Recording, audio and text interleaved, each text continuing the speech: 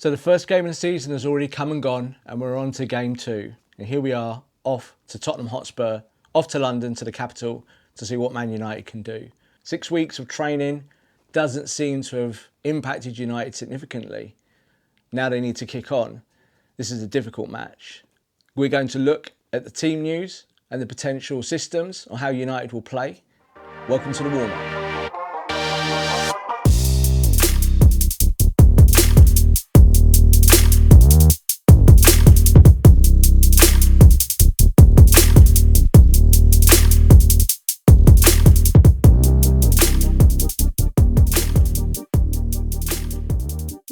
Its first game of the season, well, wasn't fantastic, was it? I think we saw with this team that there's still a lot of developing to do and still obviously some transfer market activity to come. I think when you look at the Wolves match and you see how Wolves played and how United played, some old habits were there definitely, especially through the midfield. I feel a bit sorry for Mason Mount. I think when you look at that as being his first game and what he was trying to do and what he was tasked with, it was incredibly difficult to know where the coverage was between him, Bruno and Casemiro. I think the number 6 now has become a huge issue, and I think we saw it at the end of last season, where we saw that Manchester United might have to consider bringing in a defensive midfielder, or at least a number 8 who can do that role a lot more convincingly. Fred's gone out the door. We might see others leave very, very soon. Donny van der Beek, he might be leaving. And of course Scott McTominay still up for grabs.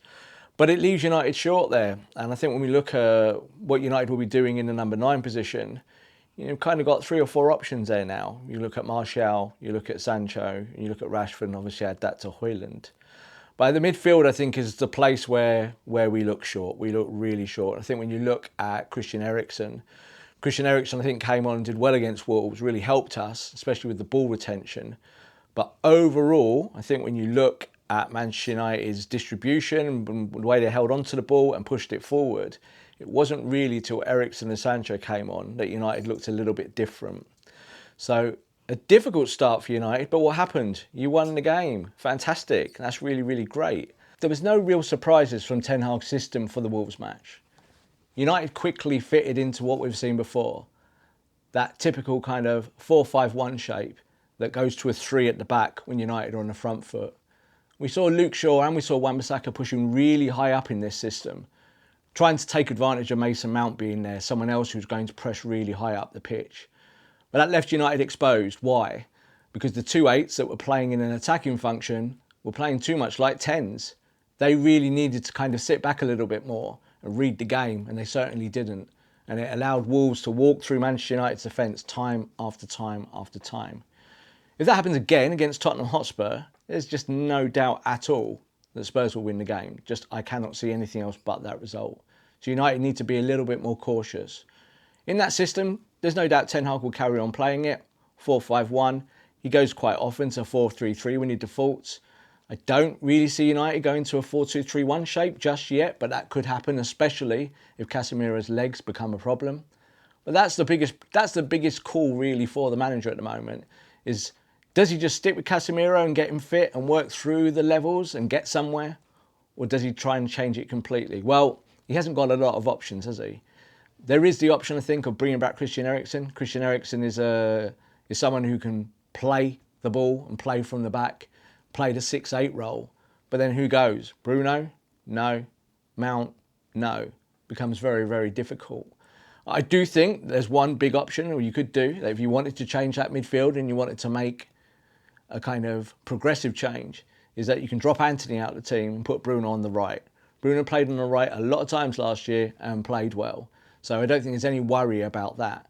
Bruno's got that balance to be able to give you the final pass in that area and still do all the work as well.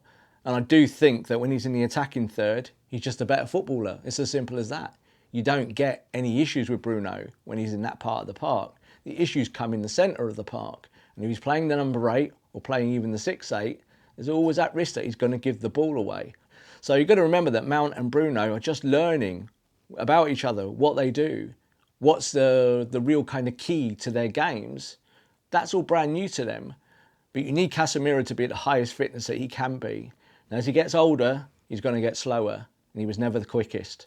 So I think in the Premier League, Manchester United now need to go out and get that number 6, someone that can help him.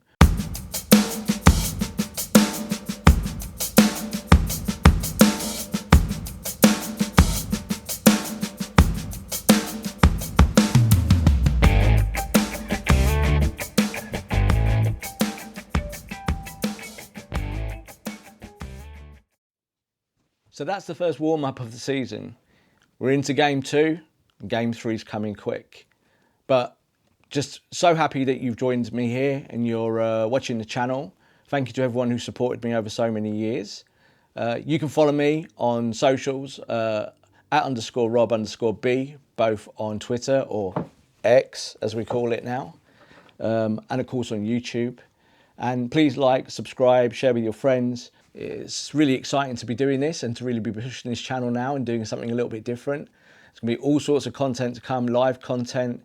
There's going to be reviews, tactical reviews, and trying to give you transfer news before it happens. We've done that all summer long, and we've given you accurate transfer information, and we've been right on pretty much everything. And just thank you so much, and I hope you join me again on the next one.